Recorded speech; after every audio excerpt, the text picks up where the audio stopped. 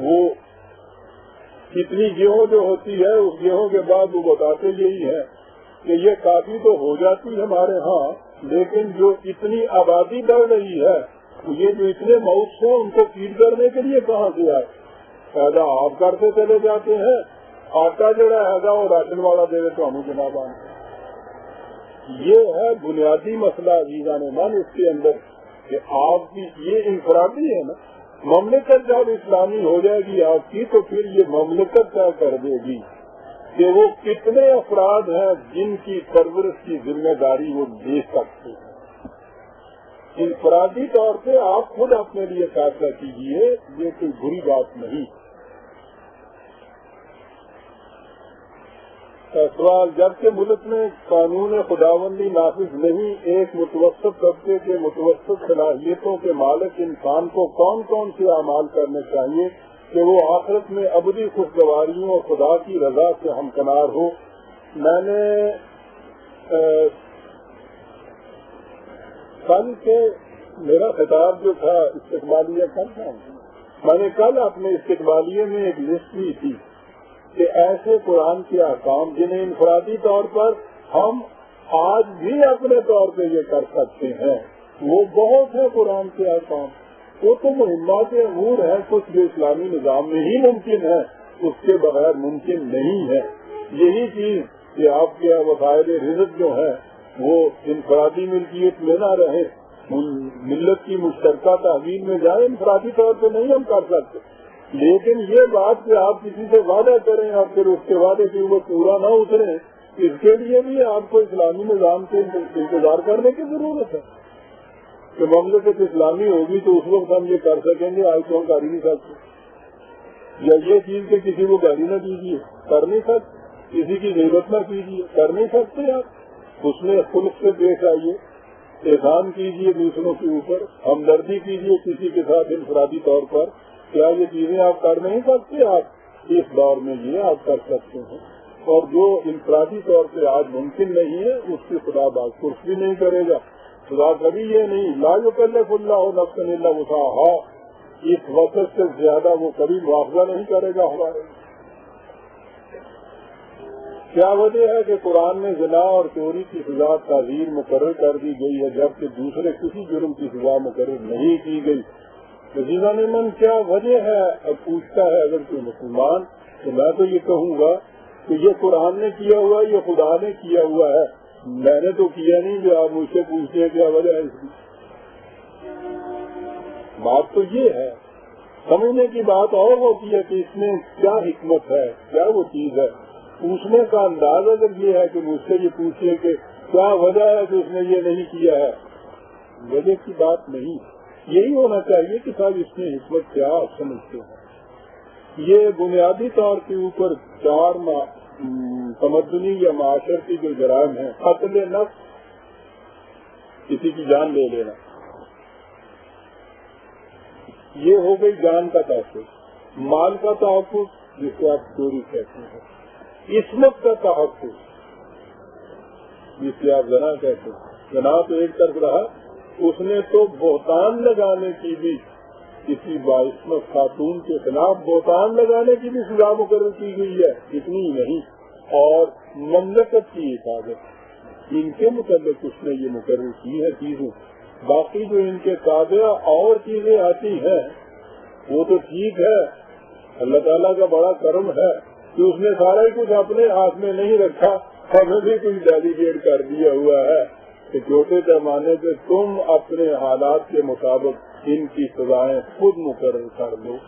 یہ ہے وہ چیز، ہر چیز کی اس طرح سے ہر بات کی سزا وہاں سے مقرر ہو اور وہ ابدی طور کے اوپر آپ کے ہاں یہ چیز رہے۔ عزیزان من، آپ کو اپنے حالات کے مطابق کچھ کرنے کی اجازت اور آزادی نہیں رہتی، یہ تو اس کا بڑا کرم ہے۔ یہودیوں سے پوچھیے جا کے کہ جن کے ہاں اتنی سی بات کے اوپر یہ چیز جو تھی وہ گرفت تھی، قانون ان کے ہاں بنا ہوا تھا، اور آج تو تھی نہیں ان کے ہاں، جو بھی ان کے ہاں تھا انہوں نے اپنے ہاں ایسی بنایا تھا کوڈ جس میں ان چیزوں کے متعلق بھی اتنی سنگین سزائیں تھیں۔ نتیجہ یہ کہ وہ ان سزاؤں کو تو ایک طرف رہا، انہوں نے سارا لبادہ ہی پھیڑ کے پھینک دیا صاحب، قرآن نے اتنی آزادی دی ہے ہم کو اس معاملے میں. یہ چیزیں حالات کے مطابق خود مملکت اسلامیہ کے کرنے کی ہے.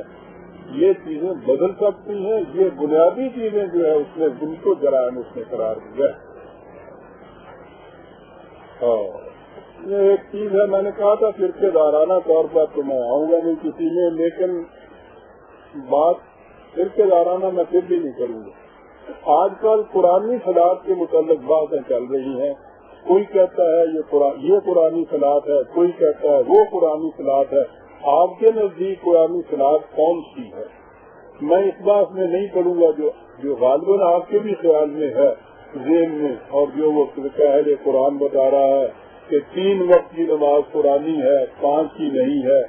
وہ یہ کہتے ہیں نا 2 رکعتیں 3 وقت کی، ایک نماز میں 2 رکعتیں اور 1 رکعت میں 1 سجدہ، اور پڑھنا پڑھانا بھی انہوں نے جو کچھ کہا ہے کہ یہ قرآنی ہے. عزیزہ نے من یہ قرآنی وغیرہ کا سوال نہیں، میں اس بات میں نہیں کرنا چاہتا. قرآن نے یہ چیزیں خود متعین نہیں کی. اب جو آپ مجھ سے پوچھتے ہیں کہ قرآنی صلاحات کیا ہے، تو میں یہ عرض کروں گا کہ قرآن نے خود بتایا ہے کہ قرآنی صلاحات کیا ہے. اس نے کہا ہے ان الصلاۃ تنہی عن الفحشاء والمنکر. صلاۃ جو ہے وہ انسان کو ہر قسم کی بے حیائی اور بدکاری اور بدی سے روکتی ہے. جو صلاۃ یہ نتیجہ پیدا کرتی ہے وہ قرآنی ہے، جو یہ پیدا نہیں کرتی وہ قرآنی نہیں ہے.